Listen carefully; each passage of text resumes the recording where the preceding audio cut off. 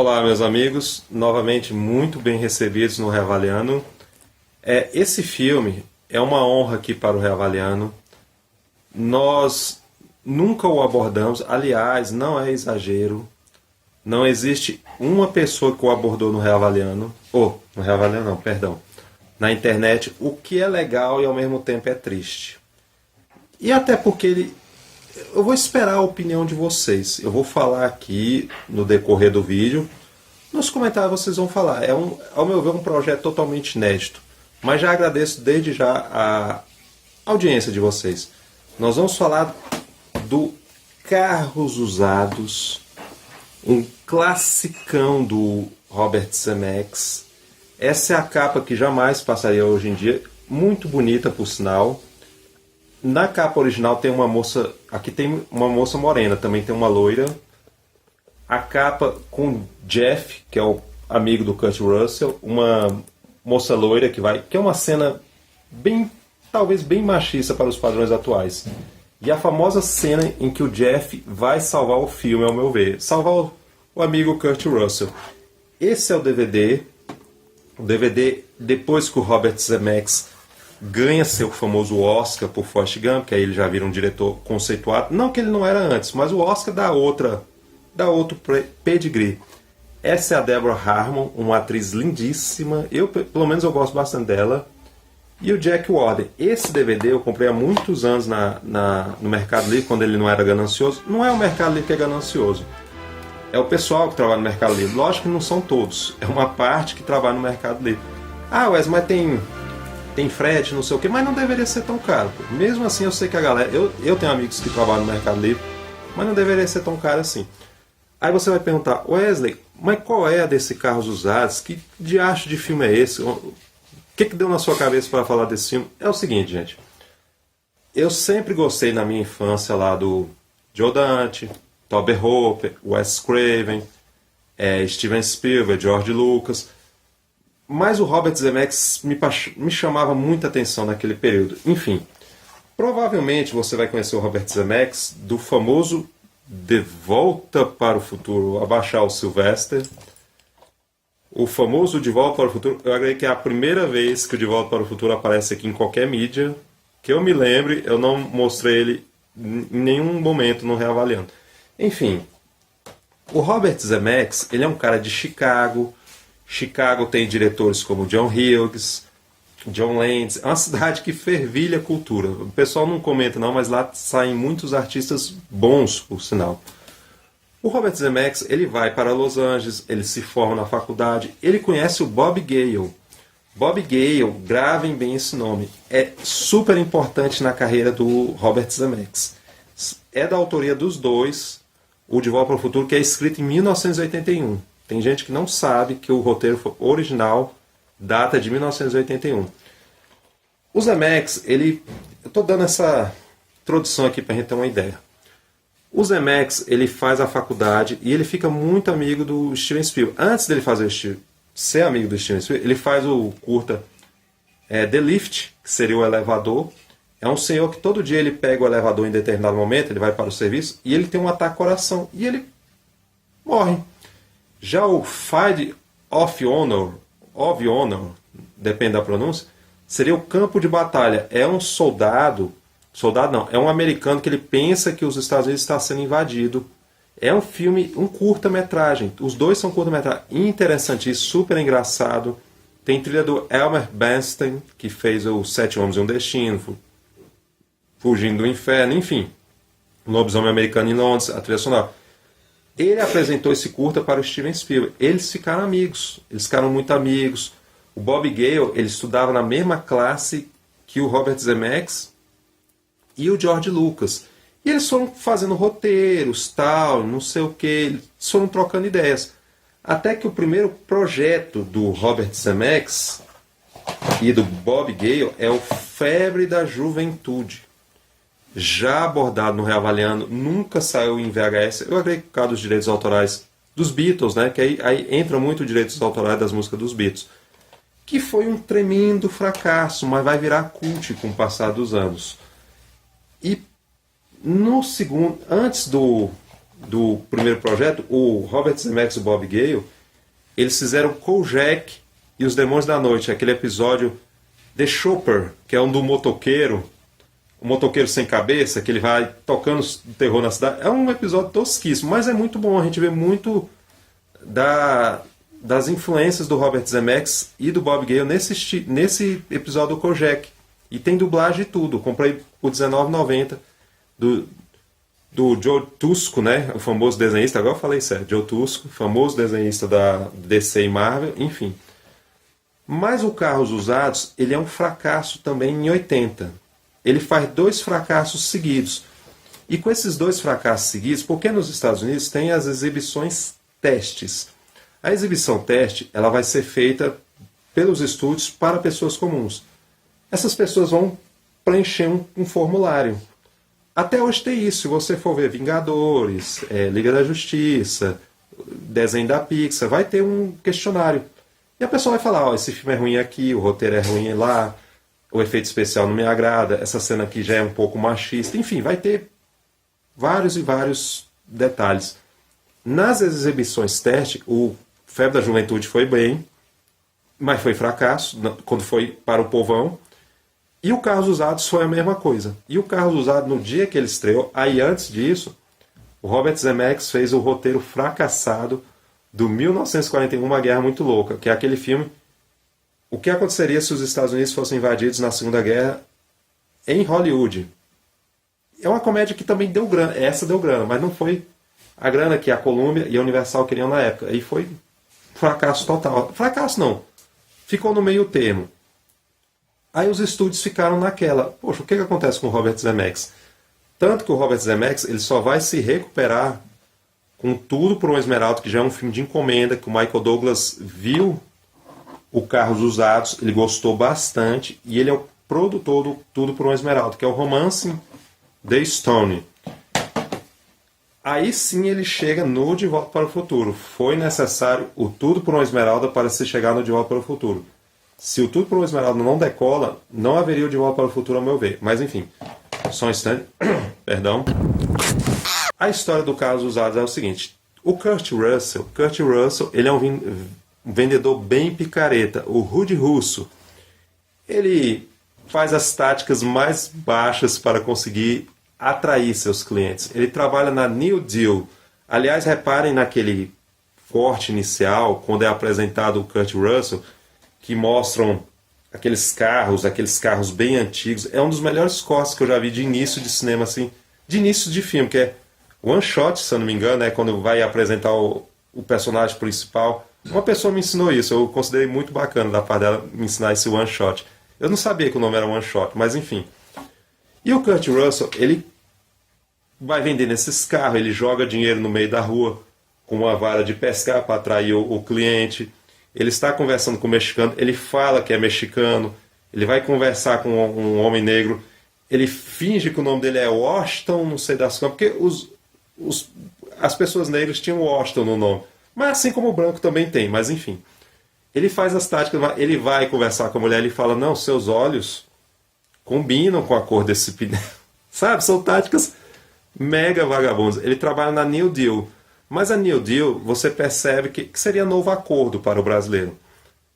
A New Deal ela está passando por dificuldades. Ela é administrada pelo Luke Fuchs, que é feito pelo saudoso Jack Warden. Jack Warden fez Shampoo, se eu não me engano, Muito Além do Jardim, episódios clássicos do Além da Imaginação. Um ator que ele não tinha nem necessidade de fazer o caso usar.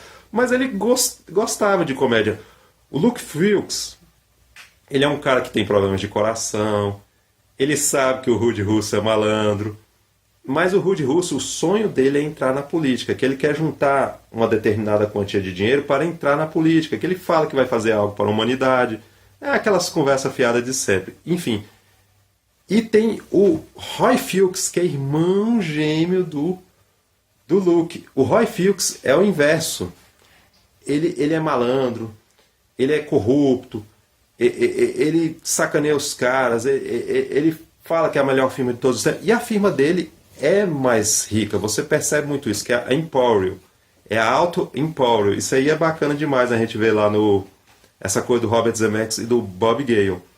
E é um filme que, quando ele estreia junto com Apertem os Cintos, o Piloto Sumiu. Aí, por comédia, a galera prefere o Apertem os Cintos. Enfim. E nisso, o Kurt Russell, ele vai vendo que algo falta na vida dele, que ele não pode ficar só naquela vida de gambiarra. Ele é um verdadeiro gato. Ele faz gato o tempo todo, ao meu ver. Ele prega chiclete no para-brisas. O pneu, ele coloca lá um negócio pro pneu ficar durinho. O rádio cai, ele remenda o rádio. É um cara totalmente picareta. E os personagens, que são os amigos do Kurt Russell, que é o Jeff, que é o Gert Graham, um ator que fez filmes com Brian De Palma, com o Fantasma do Paraíso, Esquadrão Classe A, num episódio que fala sobre religião muito bacana, que tem o John Saxon, o saudoso John Saxon. E tem o Frank McRae, que é aquele ator negro, que é o melhor amigo dos alienígenas no Milagre Veio do Espaço, do Spielberg, direção do Matthew Robbins. E também está no Condenação Brutal do Stallone, se eu não me engano, no Taberna do Inferno também do Stallone. Enfim, a trama, o Roy Fuchs, ele sabe que o irmão tem problemas de coração, que o irmão é bom, a gente boa, mas tem um grave problema de coração. Ele quer matar o próprio irmão e ele mata o próprio irmão. Ele chega nesse ponto, mas o Kurt Russell não pode provar esse assassinato. Porque se o irmão morrer, ele vai ter acesso a New Deal, que o sonho dele é comprar a New Deal, que ele vai expandir seus negócios, ele vai construir uma ferrovia. Aliás, é um tema que vai voltar no Roger Rabbit, também do próprio Robert Zemeckis. E o Kurt Russell percebe muito isso. Cara, a gente vai ter que ser mais picareta ainda. Por mais que a gente seja picareta, nós não podemos permitir que o Roy Fuchs tome conta da New Deal. Ele vai acabar com nossos empregos, ele vai destruir muita coisa. E o Roy Fuchs, ele é um cara que já domina a política, se a gente for olhar os empresários, a polícia, ele já quer mandar na polícia. Isso aí fica bem claro. E é porque ele não tem todo o poder que ele acha que ele tem. Ele desafia o juiz. Isso aí é interessantíssimo, que se abordar no Robert Zemeckis e Bob Gale. Até que surge a Deborah Harmon. A Deborah Harmon, ela é a filha do Roy Fuchs. Uma mulher loira, muito bonita. Ela está no primeiro De Volta para o Futuro, naquela cena quando o McFly chega na casa do Dr. Brown e passa um noticiário que fala que o Dr. Brown, não fala que é o Dr. Brown, que roubou o plutônio. O plutônio que é o necessário para a viagem no tempo. Aquela jornalista é a Deborah Harmon. Ela está na última festa de solteiro do Tom Hanks também. Enfim, uma atriz que não decolou. E virou piloto de série nos Estados Unidos. Não sei se passou do piloto, mas tem um piloto que nunca foi exibido no Brasil. A Deborah Harmon, ela vai dando aquela humanidade que faltava para o Kurt Russell. Com pouca conversa, ela vai sacando que o Rudy Russo é um cara malandro, é um cara da lábia. Quando vê mulher, para os padrões de hoje, seria uma coisa bem machista. Ela sabe que ele joga lábia em todo mundo. E eles jogam táticas que, ao meu ver, hoje em dia, não passariam em um filme normal de jeito nenhum. O Kurt Russell, ele faz um anúncio com uma mulher seminua que não passaria hoje em dia de jeito nenhum. E o Roy Fuchs, por mais que ele tenha todo esse poderio, ele é um cara sem graça, ele é um cara sem carisma, é um cara autoritário, enfim, é um cara que você não vê qualidades. Ele vai vender os carros, aí tem um camelo, as crianças subindo em cima do camelo, palhaços, aquelas bolas, aqueles balões, tu vê que o negócio pega sem graça. Mas o Kurt Russell, ele faz pirataria, ele entra nas redes de televisões, ele coloca comerciais piratas, porque existia isso antes, quem é mais novo não vai saber. Mas se invadiam transmissões piratas, quem gosta bastante da parte técnica vai perceber isso. E o Robert Zemeckis é um cara que ele gosta muito da parte técnica. E no que ele vai invadir o comercial do Roy Fuchs, ele vai com uma cena de discoteca, melhor estilo John Travolta, com as mulheres seminuas, as mulheres de biquíni, de lingerie. É uma coisa que jamais passaria hoje em dia.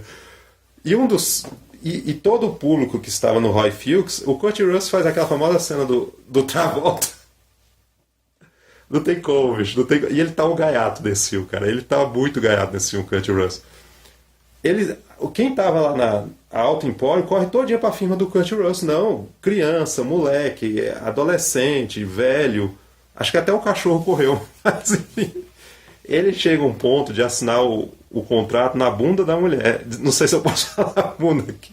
No traseiro da mulher. No traseiro da mulher. Nossa, é uma coisa assim, sabe? Mas não é um filme bizarro. Não é bizarro. Não é grotesco.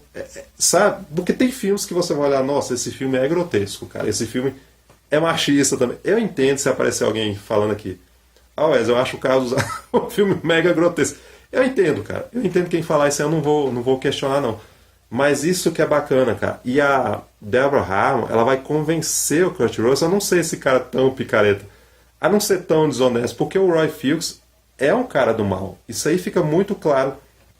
Porque o filme, ao meu ver, ele tem que determinar quem é o vilão, quem é o herói. Isso tem que ficar muito claro para o público que vai assistir ou degustar esse filme. Degustar, essa foi boa. Mas, enfim. E chega um ponto que o Kurt Russell vai perceber a real armação do Roy Fuchs. Ele quer expandir seus negócios, ele quer colocar essa rodovia. E a Deborah Harmon, eles fazem... O Roy Fuchs, ele prende a própria sobrinha. Ele chega a um ponto de prender a própria sobrinha. Ele faz um lawfare com ela. Lawfare, vou colocar aqui de novo. É quando se usam as leis do Estado para condenar uma pessoa comum, com todas as leis possíveis do Estado. E o Roy Fuchs, não. O juiz é punitivista. Você fica vendo isso, que o juiz é mega punitivista. Cara, o Robert Zemeckis e o Bob Gale, eles têm muito essa coisa da sociedade. E eles falam que se basearam em Frank Capra para fazer esse filme. Aí você vê que caras bacana, né, bicho? Basear o personagem do Kurt Russell no Frank Capra. E o Kurt Russell faz uma malandragem lá que ele vai falar, ó, tem 200 tem uma propaganda que ela mentiu, ela foi presa por causa dessa propaganda. Ela falou que tinha mais de 200 carros. Mas você não pode mentir em propaganda. Em propaganda você não pode mentir de jeito nenhum. Se você tem um produto, você tem que falar que tem um produto. Se tem 10 calças, tem que ter as 10 calças. Senão dá rolo depois, entra Procon, dá prisão, é um negócio terrível. E eles vão conseguir esses 250 carros. É uma loucura. Aquele monte de carro voando, quebrando. Tem sequência que lembra muito o filme do John Ford, do Howard Hawks. O Robert Zemeckis, fala que se inspira no Rio Vermelho, com John Wayne. É uma sequência lindíssima, com trilha do Patrick Williams, que depois é substituído pelo Alan Silvestre, que é um compositor que eu gosto. Mas o Patrick Williams está muito bem aqui. E o Roy Fuchs, ele vai brigar com o Kurt Russell em cima de caminhonete. Ele vai dar correntada em cima do Kurt Russell. Ele sequestra a própria sobrinha. Tem um ator chamado Michael Talbot, que é um dos paus mandados do Roy Fuchs. Ele é um dos caras do Carrie Estranha, que faz aquela maldade com a Carrie. Ele tá de boné e tal, enfim. E o Kurt Russell, ele vai subindo em cima dos carros, que ele pega um monte de moleque, né, para poderem transportar esses carros. O cara que vende esses carros é o Afonso Aral, que depois vira diretor, é um famoso diretor mexicano, participa, eu acredito, que da Joia do Nilo. Não me lembro se ele participa do primeiro Tudo com Esmeralda, mas enfim. E ele é um cara mega grotesco, ele vende drogas, coisas ilegais. Ele passa a mão no saco, já falei, na parte escrotal, mas enfim, é um cara mega tosco, bicho. Mas são personagens que você vai vendo. E o Robert Zemeckis, ele vai colocando o Mark McClure, que é o Jimmy Olsen, que é o irmão do McFly, a Wendy Jo Sperber, que está no primeiro Febre da Juventude, que também é irmã do McFly. Você vai ver Dick Miller. Nossa, tem atores assim. Michael McKean, que filmou com o Joe Dante, participou dos Friends. Ele é o cara que invade a parte técnica. Ele chega a um ponto de invadir a transmissão do Presidente Carter, que é a segunda sequência que eu mais gosto, que vem um cara que é o Jeff, que é aquele ator dos olhos esbugalhados. Ele vem como se fosse o Eufrazino puxa-briga, e ele vai na Empório. Esse carro é muito caro, ele começa a dar tiro, ele começa a dar metralhada nos carros, e o Roy Fuchs vai vendo isso na TV, ele fica possesso, ele explode um dos carros, e é tudo pra valer. São tiros de verdade, é explosão pra valer. Não é efeito especial apenas, não. Eu fui ler depois, nossa, eu considero muito bacana, é perigoso. Eu não recomendo não, mas é muito perigoso, enfim. E no final você vai ver essa loucura que é, cara, essa loucura todinha que é essa cena. O Kurt Russell pulando em cima dos carros no melhor estilo faroeste, cara. E é um filme que fracassou. É um filme que fracassou. Eu não tenho uma crítica dele na 7, não tenho uma crítica na Video News. Video News eu não tenho todas, eu tenho uma boa parte, mas não todas. Não tem crítica. Ele passava muito na sessão da tarde, hoje não passa mais. Eu vi no Telecine uma vez, quando eles compram os direitos da Columbia Pictures. E é um filme que vai virar cult. Tem o Leonard Maltin, se o nosso editor maroto aqui conseguir uma foto do Leonard Maltin, que é um importante crítico dos Estados Unidos, seria o Rubens Evaldo Filho, ele fala, não entende por que esse filme nunca decolou. É uma coisa assim que ele fica até hoje impressionado com o fracasso de Carros Usados. Mas Carros Usados, ele é um dos filmes favoritos dele, Quentin Tarantino, que muitos anos depois perdeu o Oscar do Pulp Fiction para o Forrest Gump, né? É interessante a gente ver essas nuances. Mas, gente, é isso. Eu não posso me alongar também, embora ele já esteja alongado, porque é um filme totalmente inédito. Eu tenho que ver a opinião de vocês, o que vocês vão falar. Eu acredito que tem gente que vai falar que Wesley, eu nunca ouvi falar de Carros Usados. E é um filme, ou vídeo, que eu dedico ao Massato. Massato, que tem um canal também, o DGG News. Disappointed! Que eu gosto bastante. O Luciano Aurélio, que é um cara que eu curto bastante também. Eu dedico demais esse vídeo aqui para eles. Se eles curtirem, eu fico contente. E, gente, é isso aí. Aquele like maroto. Deixe seus comentários e até o próximo Reavaliando, meus amigos.